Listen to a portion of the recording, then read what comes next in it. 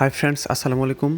পূর্বে আরও একটি স্পেশাল ভিডিও নিয়ে আপনাদের সামনে উপস্থিত হলাম। আজকে আমি দেখাবো কীভাবে এই ধরনের এইস লেটার লোগো ডিজাইন করবেন। How to make ace letter logo design with PixelLab. তো এই ধরনের প্রফেশনাল লোগো ডিজাইন করার জন্য ভিউয়ার্স আপনার একটি অ্যাপ্লিকেশনের প্রয়োজন হবে। গুগল প্লে স্টোর থেকে পিক্সেলল্যাব অ্যাপসটি ইনস্টল করে নেবেন। ভিডিওটির কোনো অংশ বুঝতে অসুবিধা হলে আমার ফেসবুক পেজ আকাশ অনলাইন স্কুল, সেখানে নক দিবেন। সেখানে আমি আপনাদের সকল সমস্যার সমাধান দেওয়ার চেষ্টা করব। তো গুগল প্লে স্টোর থেকে পিক্সেলল্যাব অ্যাপসটি ইনস্টল করার পর ওপেন করে নেবেন। তারপর ক্যান্সেলে ক্লিক করে এই লেখাটিকে ডিলিট করে দিবেন। কর্নারে দেখেন ডিলিট অপশন আছে, সেখানে ক্লিক করার পর ওকেতে ক্লিক করে দেবেন। এখন হচ্ছে 3 ডটে ক্লিক করে এখান থেকে আমরা একটা ইমেজ সাইজ নিয়ে নিব। তো আমরা যেহেতু ইউটিউবের জন্য ভিডিও বানাচ্ছি, এই জন্য ইউটিউব থাম্বনেইল অনুযায়ী একটা ইমেজ সাইজ নিয়ে নেব। এটা হচ্ছে ইউটিউবের রেশিও, অর্থাৎ আমরা যে স্ক্রিনে ইউটিউবের যে সাইজটা দেখি ভিডিওর রেশিওটা, সেটা হচ্ছে এটা। তো সেই অনুযায়ী আমরা একটা পিকচার এডিটিং করতেছি, অর্থাৎ আমরা এটা ইউটিউব থাম্বনেইলে ব্যবহার করতে পারবো। এখান থেকে আমরা যে নামটি ডিজাইন করবো সেই নামটি লিখে নেবো। আমি যেহেতু এইস লেটার লোগো ডিজাইন করব, বাট হচ্ছে যে এখানে একটা স্টাইলিশ লুকস দেওয়ার জন্য আমরা এইস না লিখে বড় হাতের আইটা লিখে নিলাম। তো ক্যাপিটাল লিটারে আইটা লিখে নেওয়ার পরে টেক্সট সাইজে থেকে এটা বড় করবেন। তো জাস্ট হচ্ছে আই লিখে নিছি, কিন্তু ভিউয়ার্স এখানে কিন্তু আমি এইস লিখে নাই। তো এটাকে ফন্ট দিতে হবে। ফন্টে যাওয়ার পর এখান থেকে দেখেন এখানে অনেকগুলো ফন্ট আছে, দেখেন অসংখ্য ফন্ট আছে, এগুলো ফ্রি ভার্সন। তো মাই ফন্টে যাওয়ার পর এখানে যেই ফন্টটা আমি আজকে ইউজ করবো সেটা হচ্ছে লাইন লিবারেশন ফন্ট। এটা আপনি ক্রোম ব্রাউজারে গিয়ে সার্চ করবেন লাইন লিবারেশন। এটা ডি ফন্টের একটি ফন্ট, সেখান থেকে আপনি ফ্রিতে ডাউনলোড করতে পারবেন। তো এটাকে অ্যাডজাস্ট করে বড় করে নেবেন। তারপর হচ্ছে এটাকে চিকন করার জন্য একটা শেপ অ্যাড করতে হবে। এই জন্য প্লাস আইকনে ক্লিক করে এখানে শেপে ক্লিক করবেন। তারপর সাদা কালারের একটা শেপ নিয়ে এই আয়ের যে কোনো একটা জায়গায় ছোট্ট করে বসিয়ে দেওয়ার পর এটাকে মার্জ করে একটা পিকচার বানাতে হবে। এটাকে মার্জ করার পর কিন্তু এটার লেখা থাকবে না, এটা একটা পিকচার হয়ে যাবে। অর্থাৎ পিকচার এডিটিং করার জন্য আপনার হচ্ছে এর পরের যে অপশনটা আছে, অর্থাৎ শেপ অপশন, সেই অপশনটিতে যেতে হবে। তো দেখেন এটাকে আমি চিকন করতে পারছি, আর যখন এটা ফন্ট ছিল অর্থাৎ লেখা ছিল তখন কিন্তু এটা আমি হাত দিয়ে চিকন করতে পারি নাই। তো এখান থেকে হচ্ছে যে এটার কালার দিয়ে দেবো হচ্ছে ব্ল্যাক কালার, কারণ হচ্ছে যে এডিটিং করার সুবিধার্থে এই কালারটা আমি দিয়ে নিচ্ছি। পরবর্তীতে কিন্তু এটার সুন্দর একটা কালার দেবো। তো সে পর্যন্ত আমাদের এডিটিংটা শেষ করতে হবে, অর্থাৎ ডিজাইনটাকে কমপ্লিট করতে হবে, তারপর হচ্ছে কালার। তো আমি এই অপশনটা চালু করার পর এখান থেকে আমি যে এই দাগগুলো, এই গ্রিলগুলো আমি সুন্দর করে নাড়াচাড়া করে এই চুম্বক অপশন অর্থাৎ ম্যাগনেট অপশনটি চালু করার পর এটাকে আমি কপি করে নিব। কপি করার পর এখানে বসাবো। দেখেন এইসের একটা ডিজাইন আসছে, কিন্তু মাঝখানের যে এইসের শেপটা থাকে সেটা নেই, অর্থাৎ মাঝখানের যে একটা বর্ডার থাকে সেটা নাই। তো সেটা না থাকার কারণে আমি এটা করে নিলাম, কারণ হচ্ছে সেটা যদি থাকতো আপনি কাটার সময় অর্থাৎ ইরেজ করলে যতটুকু ঝামেলা হতো তার থেকে আমি আয় থেকে এটা বানালাম, অনেক সুবিধাজনকভাবে বানিয়ে ফেললাম। তো এরকমভাবে ট্রিক্স অ্যান্ড টেকনিক খাটিয়ে আপনি আপনার ডিজাইনটিকে অনেক প্রফেশনাল লুকস দিতে পারবেন, এমনকি অনেক তাড়াতাড়ি করতে পারবেন।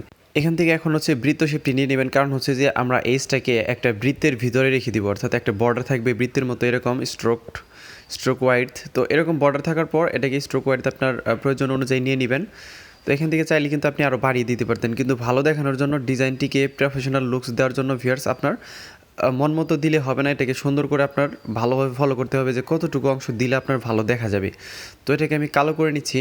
কালো কালার নেওয়ার পর এরকমভাবে লম্বা একটা শেপ নিয়ে নেবেন ভিউয়ার্স, লম্বা চারকোনাকার একটা শেপ নিয়ে নেবেন, কারণ হচ্ছে এটার থেকে আমরা এইসের মাঝখান দিয়ে যে বাঁকানো একটা শেপ ছিল সেই শেপটা তৈরি করব। তো সেই ডিজাইনটা তৈরি করবো আমরা মাস্ক অপশন থেকে, আর মাস্ক অপশন ছাড়া কিন্তু ভিউয়ার্স এই ডিজাইনটা তৈরি করা অনেক কষ্টকর হয়ে যাবে। এই জন্য মাস্ক অপশন থেকে আপনি চাইলে যে কোনো ধরনের প্রয়োজনীয় ডিজাইন তৈরি করতে পারবেন আপনার নিজের মতো করে, কাস্টম ডিজাইন। তো দেখেন আমি ক্রস অপশনে ক্লিক করে 2টা ডট রেখে দিয়েছি, এমনকি 2টা ডট কেটে দিয়েছি।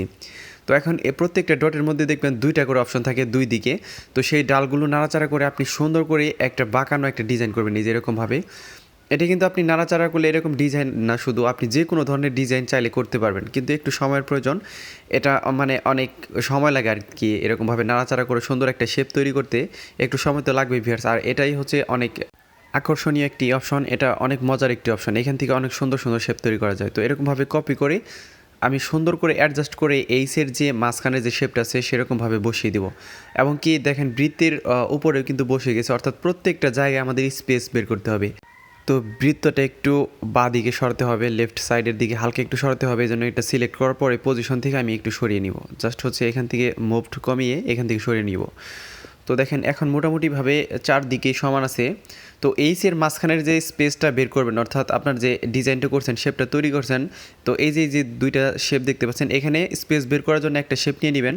এই শেপটার কালার আমি প্রথমে অন্য একটা কালার দিয়ে নিচ্ছি, কারণ হচ্ছে যে সিলেক্ট করার সুবিধার্থে, অর্থাৎ আমি কোনটার সাথে কোনটা মার্চ করতেছি সেটা বোঝানোর ক্ষেত্রে কিন্তু আমি জাস্ট একটা কালার দিয়ে নিলাম, কিন্তু এটার কালার কিন্তু আপনার হোয়াইট রাখতে হবে। কালার ইরেজ করতে হলে ভিউয়ার্স হোয়াইট কালার রাখলে আপনার সর্বোচ্চ সুবিধাজনকভাবে আপনি ইরেজ করতে পারবেন। তো আমি এখানে বসিয়ে দিলাম, এটাকে কপি করে আরেকবার এখানে বসিয়ে দেবো। এইগুলোর কালার কিন্তু ভিউয়ার্স সাদা করতে হবে, আমি কিন্তু বারবার বলে দিচ্ছি। হলুদ কালারও ইরেজ করতে পারবেন, কিন্তু প্রফেশনালি ইরেজ করার জন্য আপনার সাদা কালারের সাথে কালো কালারটা বেস্ট অপশন, অর্থাৎ কোনো কালার নষ্ট হবে না এবং কি কোনো কালারের ডিক্রেস হবে না। তো দেখেন আমি সাদা করে নিলাম, এটাতে আমি সাদা করে নিব। আপনি যখন ম্যাজিক কালার অর্থাৎ অন্যান্য কালার ইরেজ করতে যাবেন, দেখবেন যে টলারেন্সটা বাড়িয়ে দেওয়ার পর অন্যান্য কালার থেকে অনেকগুলো কালার চলে গেছে। তো এখন দেখেন এই যে বোঝা যাইতেছে এই হলুদ দুইটা শেপ আমরা এই এইসের সাথে মার্চ করে নেব, ঠিক আছে ভিউয়ার্স। এই জন্যই কিন্তু ভিউয়ার্স আমি এই দুইটার কালার হলুদ রাখছিলাম, যে যাতে আপনি বুঝতে পারেন যে কোনটার সাথে কোনটা মার্চ করতেছি, অর্থাৎ কোন শেপের সাথে কোন শেপটা মার্চ করতেছি। এই এইচটাকে আবার এই দুইটা শেপের নিচে দিয়ে দিলাম, আর এই দুইটা শেপ অর্থাৎ বাঁকানো যে দুইটা শেপ দেখেন এখন কিন্তু স্পেসটা বের হয়ে গেছে। তো এরকমভাবে ট্রিক্স কাটাতে হবে ভিউয়ার্স। এখন হচ্ছে যে আমাদের এই যে উপরে যে শেপগুলো দেখতে পাচ্ছেন সেখান থেকে আরেকটা কপি করে নিতে হবে, কারণ হচ্ছে যে আমাদের বাঁ পাশে অর্থাৎ লেফট সাইডে 3টা শেপ থাকবে। তো এটাকে ক্রপ করার জন্য আমি এরকমভাবে একটা সাদা শেপ নিয়ে এটার বাড়তি অংশটুকু ঢেকে দিব। ঢেকে দেওয়ার পর এই সাদা শেপের সাথে যেটা আমি কপি করছি সেটা কিন্তু সবার উপরে লেয়ার থাকবে, অর্থাৎ আমি তো সাদা শেপ নিছি সেটা তো সবার উপরেই থাকবে, তার নিচেটাই হচ্ছে যেটা কপি করছি সেটা থাকবে, অর্থাৎ আপনি নিজের থেকেও যদি কপি করেন তারপরে সেই শেপটা সবার উপরে চলে যাবে। তো এরকমভাবেই আপনার কাজটা দেখতে হবে যে কোন শেপটা কোথায় যাইতেছে। এখন এটাকে ক্রপ করে আপনি ছোটো করে নেবেন, বাড়তি অংশটুকু অর্থাৎ আপনার নাড়াচাড়ার সুবিধার্থে এটাকে ছোটো করে নিলে ভালো হয় আর কি।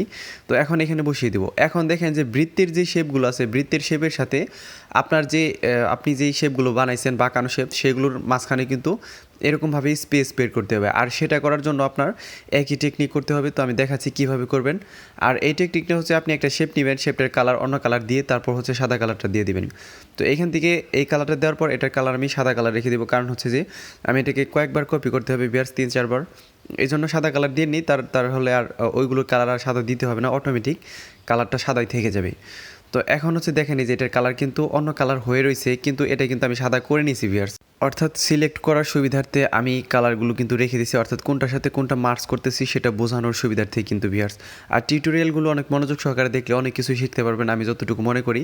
কারণ হচ্ছে এরকমভাবে এক্সপ্লেন করে আমার মনে হয় না কেউ আপনাদের বুঝিয়ে দিবে। আপনি যদি প্রফেশনাল একটা গ্রাফিক্স ডিজাইনের কাছ থেকেও আপনি কোর্স করেন তাহলেও আপনাকে এরকমভাবে শিখিয়ে দেওয়া হবে না, শিখিয়ে দেওয়ার চেষ্টা করবে না কেউ। কারণ হচ্ছে যে এগুলো হচ্ছে যে অনেক নিজের জ্ঞান সম্পূর্ণটুকু কেউ কাউকে দিতে চায় না, কিন্তু আমি হচ্ছে আপনাদের শেখানোর জন্য কিন্তু এরকমভাবে কাজ করতেছি। আমারও উপকার হইতেছে, আমার যে উপকার হইতেছে না এরকম না, আপনারা ভিডিওগুলো দেখতেছেন, আমার চ্যানেলটা র্যাঙ্ক করতেছে, এজন্য আপনাদের অনেক ধন্যবাদ। আর ভিডিওগুলো ভালো লাগলে দয়া করে আমার চ্যানেলটি সাবস্ক্রাইব করে রাখবেন।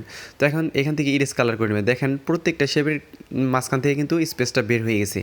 তো পুরো ডিজাইনটা রেডি, শুধুমাত্র এটাকে একটু শর্ট করতে হবে, এই জন্য আরেকটা সাদা শেপ নিয়ে এটার সাথে মার্চ করে নেবেন। তো ভিউয়ার্স এই যে দেখেন আমি সাদা শেপটা নিয়ে সুন্দর করে এখানে মার্চ করে নিব। ভালোভাবে বসিয়ে দেওয়ার পর আপনার যতটুকু প্রয়োজন ততটুকু বসিয়ে দিবেন। তারপর হচ্ছে এই যে দেখেন দুইটা শেপ উপরেই আছে, তো এটা মার্চ করার পর আবার ইরেজ কালার করে নেবেন।